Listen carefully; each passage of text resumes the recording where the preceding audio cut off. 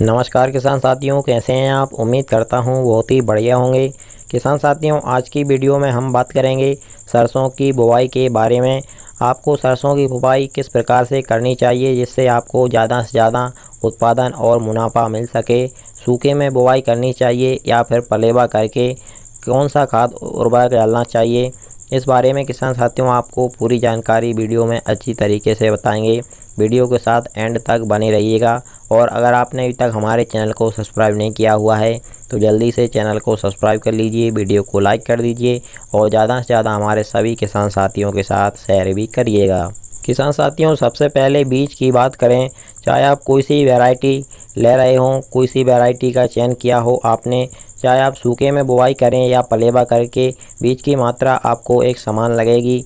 1 एकड़ में आपको 1 किलो बीज पर्याप्त होता है, चाहे आप पलेवा करके बुवाई करें या फिर सूखे में।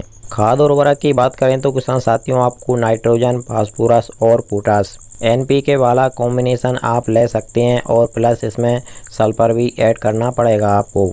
यह 4 प्रकार के उर्वरक पर्याप्त होते हैं सरसों की अच्छी पैदावार लेने के लिए। किसान साथियों, आप अगर पलेवा करके सरसों की बुवाई कर रहे हो तो आपको आखिरी जुताई के समय इसको इन खाद उर्वरकों को खेत में मिला देना है। और अगर आप सूखे में सरसों की बुवाई कर रहे हो तो आप बुवाई करते समय सीड ड्रिल में भी इसका यूज कर सकते हैं, इन खाद उर्वरक को मिलाकर बुवाई कर सकते हैं। किसान साथियों, सबसे पहले हम बात करते हैं पलेवा बुवाई के बारे में। सरसों की पलेवा बुवाई के लिए आपने जो भी फसल लगाई है उसकी कटाई के बाद में एक अच्छी तरीके से गहरी जुताई आपको कर देनी है। उसके बाद में अपने खेत में आपको पलेवा करना होगा, पानी लगाना होगा। पानी लगाने से क्या होगा किसान साथियों, आप जैसे ही कुएं या ट्यूबवेल से पानी लगाएंगे तो पानी लगाने के बाद जो भी खरपतवार उगने होते हैं वह उग जाते हैं। इससे है बहुत ही बड़ा फ़ायदा आपको मिल जाता है, क्योंकि बाद में अगर हम पानी लगाते हैं तो खरपतवार पानी लगाने के बाद ही उगते हैं, जिससे हमको खरपतवारों की समस्या देखने को मिलती है। पलेवा करने के बाद 5 से 7 दिन तक आप अपने खेत को ऐसे ही छोड़ दीजिए, जिससे जो भी खरपतवार उगने होंगे वह उग जाएंगे। और उसके बाद में एक जुताई आप कर दीजिए, जिससे वह खरपतवार उगे होंगे वह नष्ट हो जाएंगे।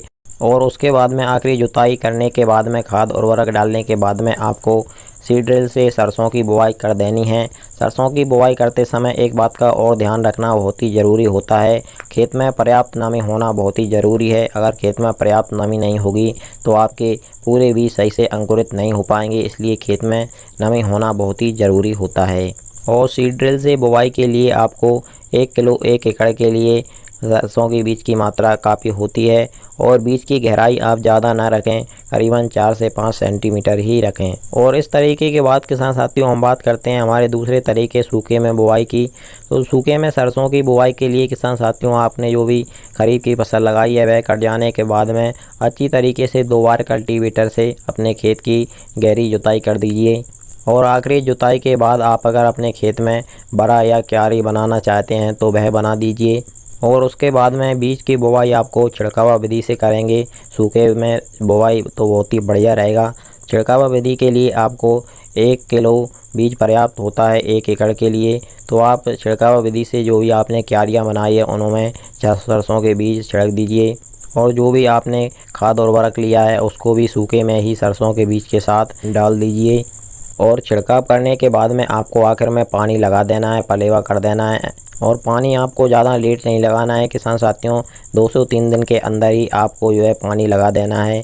तो ये तो होता है किसान साथियों सूखे में सरसों की बुवाई करने का सही तरीका। तो बहुत सारे किसान साथी पलेवा करके भी बुवाई करते हैं और सूखे में भी हमारे ज़्यादातर किसान भाई बुवाई करते हैं। दोनों तरीक़ों से हमारे किसान साथी बुवाई करते हैं। दोनों तरीका वैसे तो बहुत ही बढ़िया हैं। तो किसान साथियों आप इन दोनों ही तरीक़ों से सरसों की बुवाई कर सकते हैं।